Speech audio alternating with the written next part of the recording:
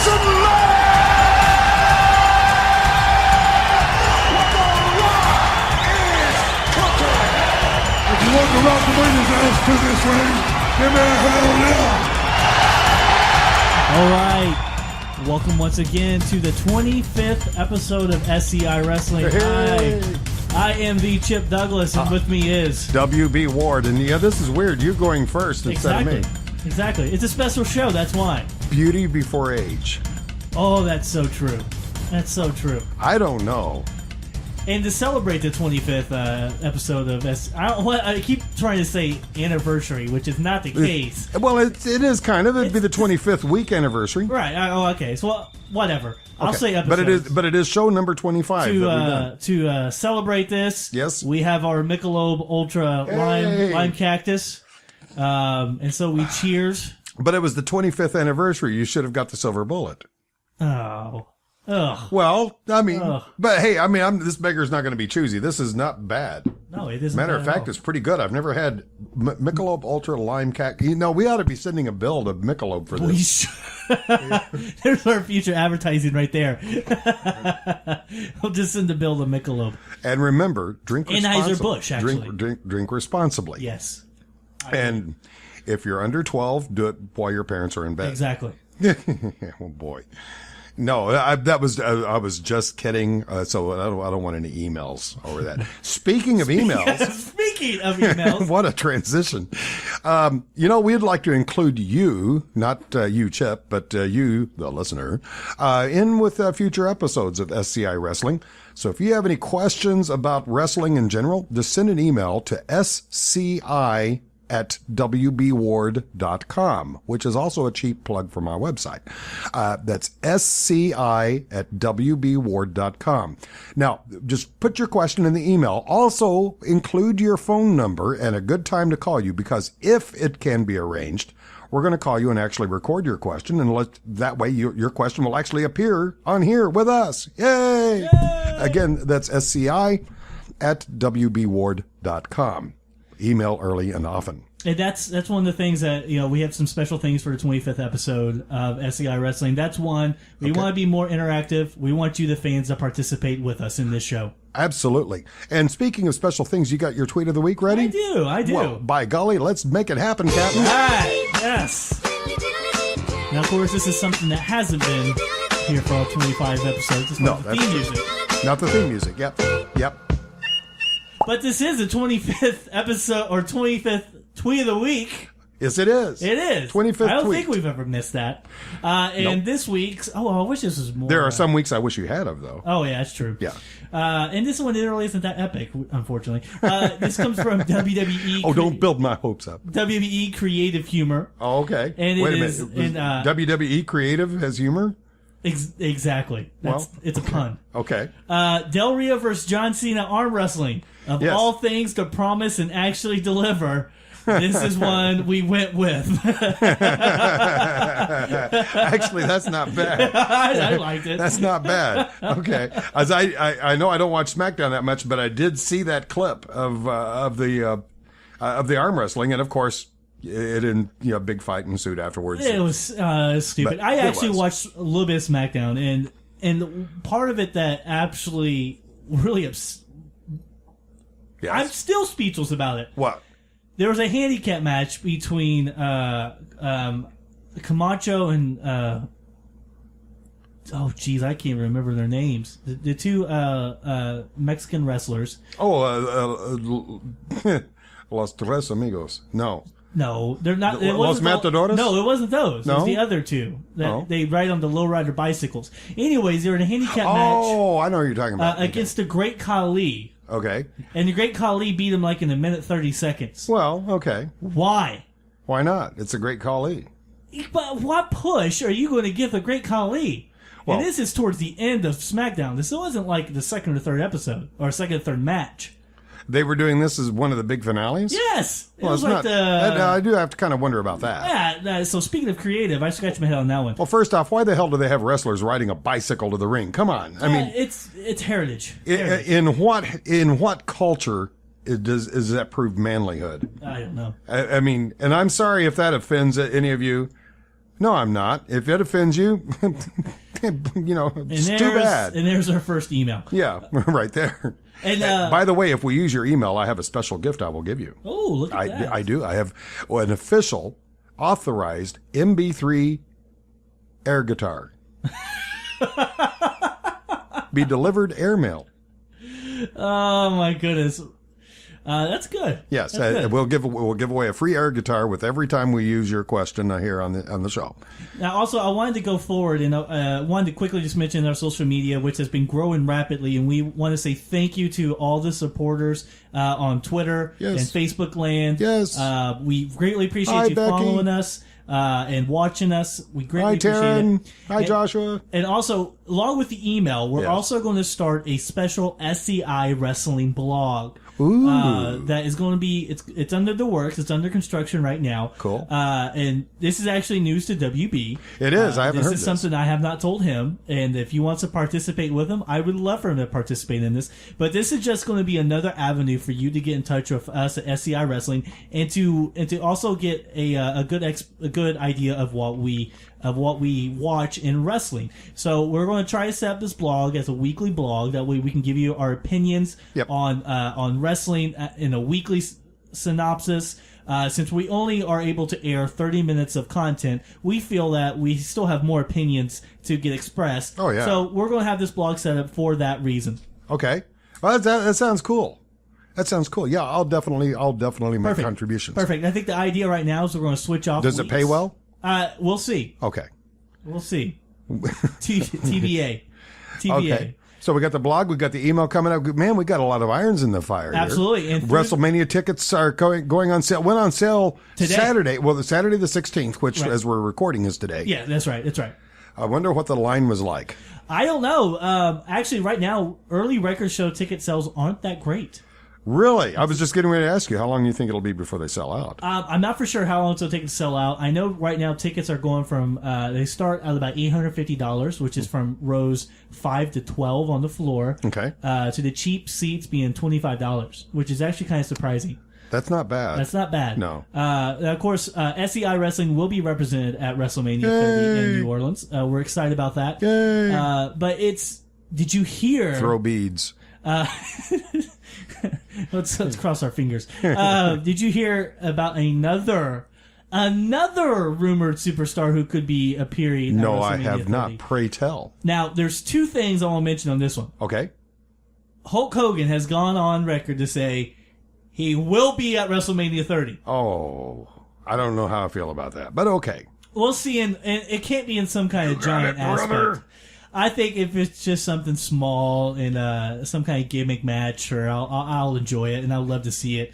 But also, Triple H and Stephanie McMahon have reached out to someone for a possible WrestleMania 30 return. Oh, can you you want to give me hints, or are you just going to spill the beans? Let's see if I can give you a hint. Okay. Well, he's family. Oh, the brother. Yes. Yeah. Shane. Yes, Shane. there you go. There you go. Shane McMahon, Triple H and Stephanie have reached out to Shane McMahon about possibly returning for WrestleMania 30. So I can see him. We're desperate for talent. I can hear the conversation now. Yeah. I don't know if you're desperate for talent. I think they just really want to make WrestleMania 30 as big as possible. Yeah, it's only 5 more WrestleManias, and so far we have SCIs. Exactly. Okay. Exactly. But we'll have it beat by then. Well, way beat. Way beat. Yeah, so I'm excited to see that. I'm a big Shane McMahon fan. It'll be interesting to see a silver-haired Shane McMahon if it happens, because he is not black-haired anymore. Oh, has he gone gray? Oh, yeah. Well, he'll color the hair with it, but McMahon ego, there's no way he's going to show up in gray hair. That's true. Absolutely not. I don't know. He may make a liar out of me, but I wouldn't think. I'd be surprised if he allowed himself to be seen in public with gray hair. Be surprised. What's this scary incident that AJ Lee? Yeah, this was I can't remember if this happened at a house show or a taping. I believe it's a house show, but she had a scary incident where she actually passed out after a match. She collapsed and passed out. Thankfully, it looks like it was just due to dehydration. So it doesn't look anything dangerous, but hopefully nothing is caused by this as far as any health issues. I hope the rumors I hear it was dehydration. So AJ Lee, our thoughts are with you, honey. Absolutely. We don't want you to miss out. You're the best diva that they really have right now. I like you. Yeah. Oh, well, you like something about AJ Lee. Yes, I do. She got a nice butt. I'm glad you could just come out and say it. I like her butt. And we're from Oklahoma. No question where I stand on that. Yeah, but no, it's now. By the way, for those of you who may not know, I know a lot of the fans who listen to the show do know, but just for the sake of argument, a house show is just simply a wrestling event that is not televised. That's all that is. So when you hear that phrase, that just means there were no TV cameras around. Probably AJ was quite thankful for that. Oh, absolutely. But there was an incident not terribly long ago involving one of the divas in which she wished the cameras were not on at the time. What are you talking about? I'm talking about, and I was kind of stalling for time because her name, you know me, I'm having trouble with the name. She recently just got married. Natalia, yeah. She was in a wrestling match with, it was a singles match with one of the Funkadelics. Okay. The taller one. Okay. Naomi.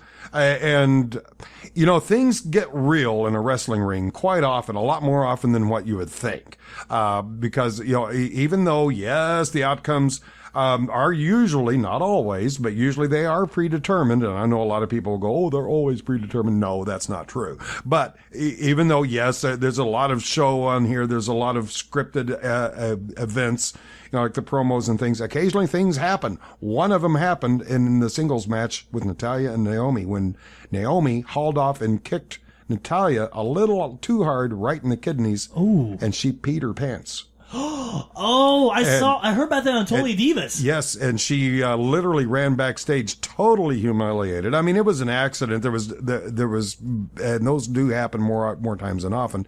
But sometimes in the ring, things get real, and they can get real quick. And in the case of WWE, it's on a global stage. So when you have things like that happen, you really wish the cameras were nowhere around. So my thoughts and goes out to Natalia on that, because I know what it's like to have humiliating things happen in public. Oh boy, yeah, and I saw on the Totally Divas, which just returned on the E Network this past Sunday, that she was very humiliated by that situation, and she still hasn't lived it down. There's fans that still harp about her, which is ridiculous. Why would a fan do that? I don't know. I mean, you go up here asking for autograph. Oh, by the way, how's your pee doing? Yeah, you know, come on. Can you hold your bloater? That's so stupid. I mean, come on, have respect. It's bad enough we're talking about it, but you brought it up. I know, but it wasn't to make fun of her. It was to illustrate that, you know, things do get real. That's true. And, you know, with Raw being in Manchester, was it just me, or did you catch something terribly disrespectful about the fact they were in Manchester? I don't know what. I'm a veteran. Okay. And I just couldn't help but wonder, why in the world on Veterans Day did they schedule a match in a country that we fought bitterly against in the Revolutionary War? That's an interesting thought. And on Veterans Day of all days. Yeah, because it was just taped earlier that day. Yes, it was. And I'm sure this was nothing vindictive or political on WWE's part, because we know that they do back the military voraciously. But I think it was just they didn't look at the calendar. I think that's probably it. Yeah. But it did seem weird that they were talking about Veterans Day in front of a bunch of Brits. And I love the Brits. I'm a bit of an Anglophile myself. But you got to admit, historically speaking, our history between the two countries is not what you would call stellar. It is now. Well, now it is. But the history, yes, you're exactly right. Yeah, historically speaking, that was probably not the most appropriate place to be celebrating Veterans Day. But the good thing about people in Manchester is they make for an awesome wrestling crowd. They're a dandy bunch of Brits, aren't they? Oh my gosh, the crowd really made that show what it was. That's true. I mean, they just do a phenomenal job. They really get into the show, and it really doesn't matter what the match is. They're cheering. They're excited. They love it. And the chants that they do. Oh, yeah. Yeah. They are the kings of chanting. Yep, they are. I have to admit, they did make the show on that. It was the first time I've heard the Fandango theme in a very long time, chanted by the crowd. And man, they did a dynamite job. Yep, they did. Which is, I felt bad for Tyson Kidd, who's supposed to be the face in that matchup. And then you got Fandango theme music getting chanted in the background. So, You know, in this show, part of the storyline, of course, the McMahons, they did in fact take a vacation. yes, they did. And of course, they had to write that into the storyline. So the question was who was in charge. Who did you think was in charge? Well, As far as the story is concerned. Oh, Kane. Or Brad Maddox. Are you sure? Because actually, Brad Maddox was the Brad Maddox character was actually showing some kahunas. And he should be. He should be the one in charge. I mean, he's the general manager of Raw.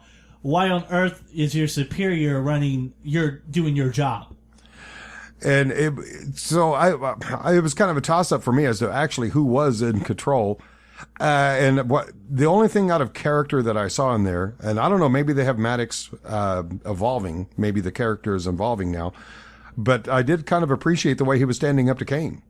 Oh, I agree. I was very, very proud of that moment. To stand up to a 7-foot monster like Kane. I don't know. Maybe this would be a face turn for Brad Maddox somehow. Maybe they're changing his character a little bit. I don't know. You know, they had a lot of handicap matches. Yes, they did. On that night. And I tell you, I'm just waiting for the day that they put a handicap match between a lady with a white cane and a guy who's a paraplegic. Now, that would be a handicap match. But and that concludes the inappropriate position of our show. But you're just all over the place. Ask me what my favorite vegetable is. I'm not. So speaking of handicap matches, okay, the first one was Randy Orton against the Rhodes brothers, and it turned out to be even more of a handicap match than what they had intended. Yep. Because Big Show had one of the most dramatic slams I've ever seen. Boy, I mean, that was a high altitude slam when he picked up Orton and slammed him what had to have been 6 feet above a table. Easily. And I don't know if you watched, but well, he was standing. The stairs were level with the table. Mm-hmm. Big Show is 7'1". Man, his then he raised him up to the head, so that would have been a 7-foot drop. A 7-foot drop to the table. And boy, was there a pop. I mean, that crowd really popped on that one, which you're not every kidding. right they should. Yeah, and you know, if you watched the playback on it, even though it was well done, well executed, so I'm not saying this is criticism, but it was obvious it wasn't a slam, it was a drop. He did not slam him through that table. Oh, and when you saw the playback, that became quite evident. And I thought, okay, well, they were playing it safe, and I'm glad, because that was one of those things where things could get real quick. And they didn't want that, because then now they're cutting their wrists financially if they injure one of their big players like that. But it was quite an entertaining match and a great way to start the show. Oh, I completely agree. You know, the next match they had between Axel and Ziggler, that to me was a big disappointment. I mean, that was that really kind of brought the crowd down a little bit. It did, and I think you can. Curtis Axel's fallen so flat. He is.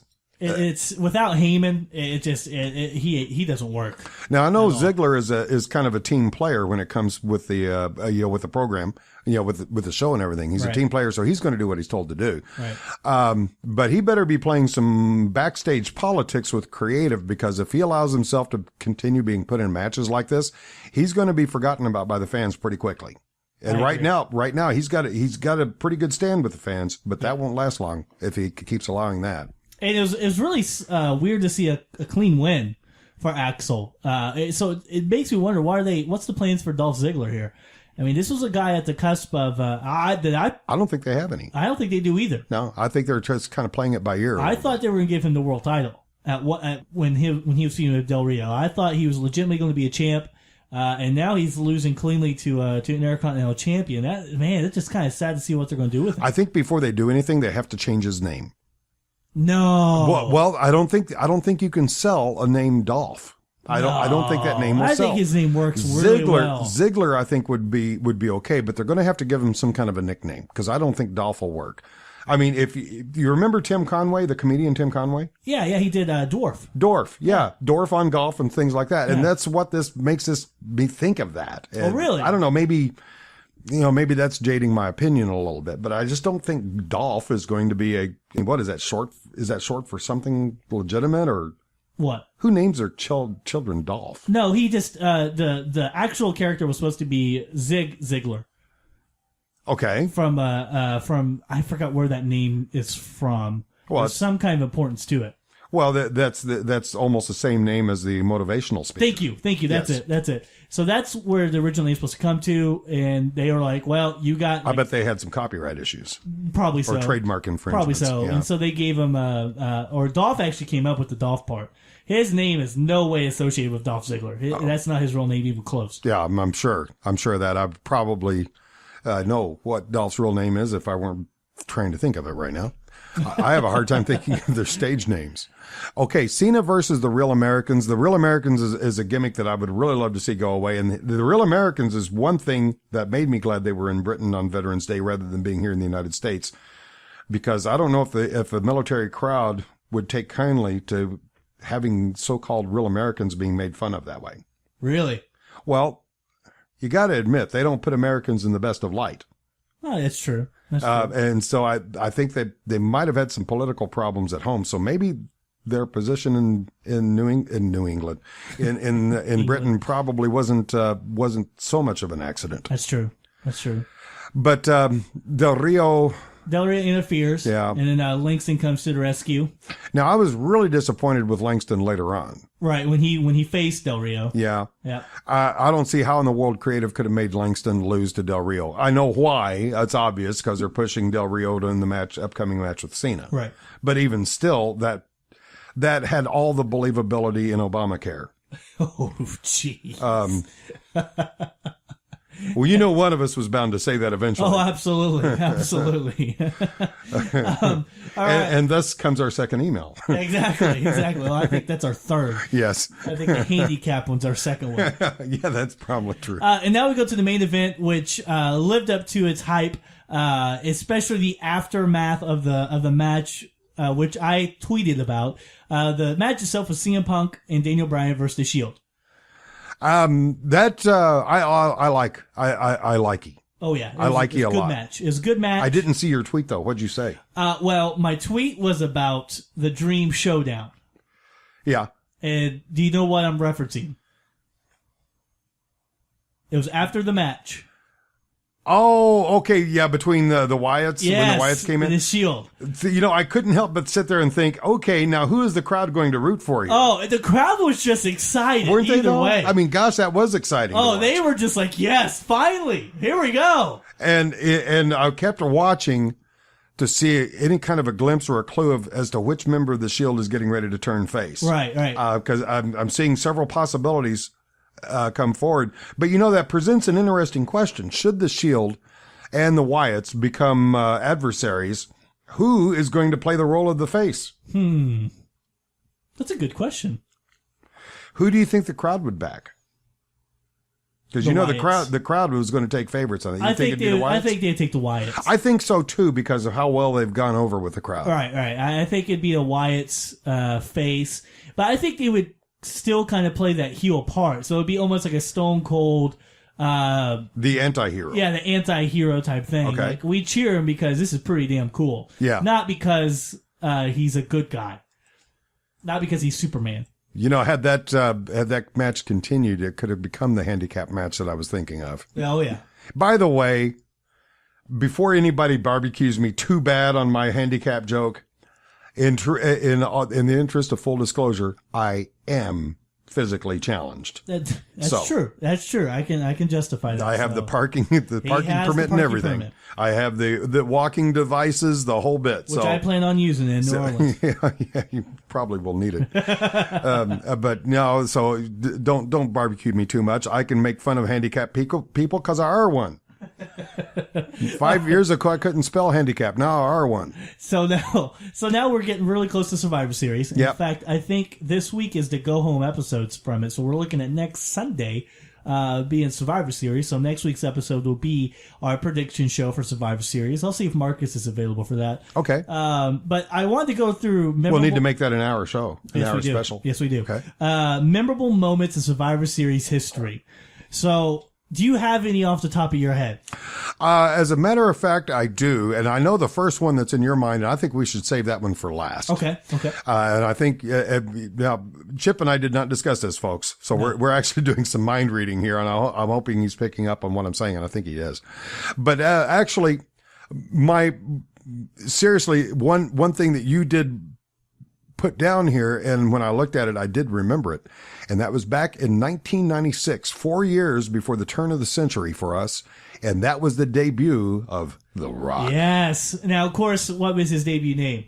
His debut was Rocky Maivia. Correct. Rocky Maivia was how he came. Horrible outfit. Oh, it was. Oh, well, we poke fun of some of the people who's out now, but it'll be interesting to see if they can actually turn around and polish some of these turds and turn them into the next Rock. Absolutely. Because when Rock came out, I really wasn't that impressed with him, but there had to be something there for me to remember that. As bad as my memory is. Correct. So for me to remember that. How long ago was that? This is 2014. This is 2014. No, this is 2013. So 18 years ago? 18. Are you kidding me? 18 years ago. When The Rock debuted, since then, the people who were born can now vote? Right. Wow. Right. Wow. Well, let's, speaking of debuts, there's another huge debut in Survivor Series, and we're talking 24 years ago. Yes, I do remember this. When the Kane Undertaker, formerly the Undertaker now, made his debut with as the special mystery partner for Ted DiBiase's team, which he was managed by Brother Love. Paul Bear did not exist at that time. Mm-hmm. And it was probably one of the most, I don't want to say anticipated because no one knew, but someone that came out and stand the test of time to be able to still be significant 24 years later in the industry of WWE. And you just breezed right by this, but the fact was his name when he was introduced was Kane the Undertaker. Yep. So Kane, his brother, did not exist at the time and was not a part of the storyline. No. Undertaker's name was Kane. Yep. I remember showing you that the first time. I remember that. I remember that. That was on the previous show. Yep. Reflecting back on our 25 episodes. Absolutely. Okay, now speaking of the Undertaker, it was just 1 year later. Yep. When this is because Undertaker was bound to be something big, and the next year at Survivor Series, Undertaker is beating Hogan for the WWF title. Yep, with help from Ric Flair, believe it or not. Yes. And it's so hard for me to say WWF. Oh, yeah. It's because we have to say that, because back then it was that. Yeah, and it wasn't the Worldwide Wildlife Fund. Right. Now, one thing we since we're kind of running short on time, let's go ahead and jump right to the icing on the cake, and I'll let you open that one. Oh, absolutely. To me, the most significant, memorable moment in Survivor Series history, which I remember because I was, how old was I? I was probably about 15 years old. You're a child. November 9th, 1997, the Montreal Screwjob, Shawn Michaels versus Bret Hart. Mm-hmm. Me being a die-hard Bret Hart fan and watching scrambled pay-per-view, listening to the audio of it. Oh, yes. And hearing that Bret Hart lost because some kind of screw job by Vince McMahon broke my heart as a 15-year-old. I said, say it wasn't so. Please tell me this is a storyline. And earlier, I was mentioning about how things can get real. Yes. That was a real screw job. That was very real. That was not scripted, and it was not supposed to happen. It was due to some backstage finagling between McMahon and Hart, and McMahon was not going to let Hart retire with the title in Canada. No, especially. leave. Because he was going to WCW. That's true. He was not going to allow it. The idea was that Bret Hart was going to leave with the title so he could do it in honor, but McMahon would have no part of that. Boy, I could do a full episode just on that. Oh, yeah. Oh, yeah. That was such an intriguing event within the annals of professional wrestling. It's amazing Bret Hart was ever welcomed back into a WWE ring. Oh, absolutely. But I'm glad. I had never thought he would walk back into a WWE ring. But I'm glad to see they were able to put past aside. And, money talks. I'm sure that had a lot to do with it. A lot to do with it. Okay, we've got some stuff coming up. We'll be having our Survivor Series prediction show, hopefully with the one and only Marcus Halfcock. Don't forget to send us your emails with your question, sci@wbward.com.